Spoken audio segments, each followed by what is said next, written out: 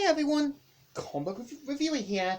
This time reviewing on the Marvel film Ant-Man. Now, as you know, Ant-Man is a 2015 superhero film based on the character from Marvel Comics that is meant to feature the Scott Lang version of Ant-Man with a much older Hank Pym taking on the role of Mental. Now, Ant-Man, I think we all know who the character was. If you've watched Ultimate Avengers, Avengers United Stand, or Avengers Earth's Mightiest Heroes, then you know the character Ant-Man. And the premise of the film is meant to follow Scott Lang, who comes out of prison wanting to turn his life around and tries to be there for Cassie. But you can kind of tell his former wife Maggie and her fiance Paxton are a bit more justifiable in putting their foot down on Scott Lang, and you can tell Scott Lang wants to make the effort, but it's not going to be easy because of his criminal background. So we see how him and his friends end up stealing the Ant-Man suit by mistake, and this is where Scott Lang takes on the role of Ant-Man with Hank Pym and his daughter Hope in sort of getting him to help them deal with Darren Cross, a former protege of Hank Pym, into making sure that the Yellow Jacket costume isn't used, as well as making sure he doesn't crack the Pym particles.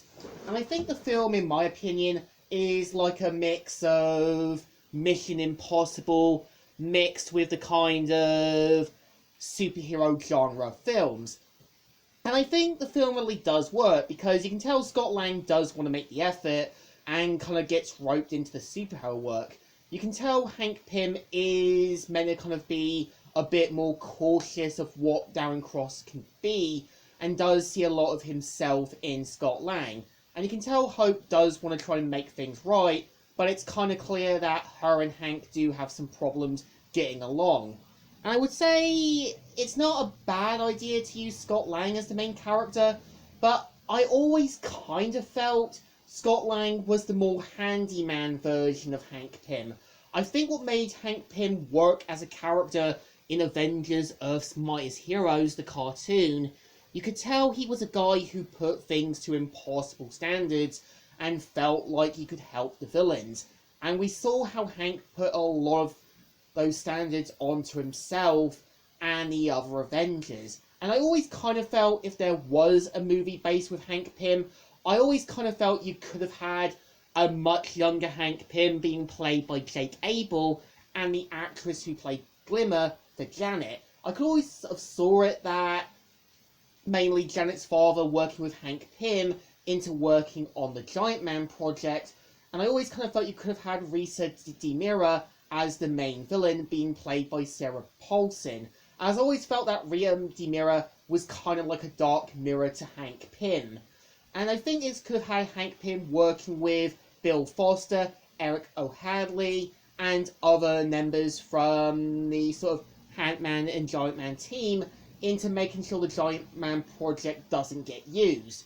But I think, in a way, I can see what we were given.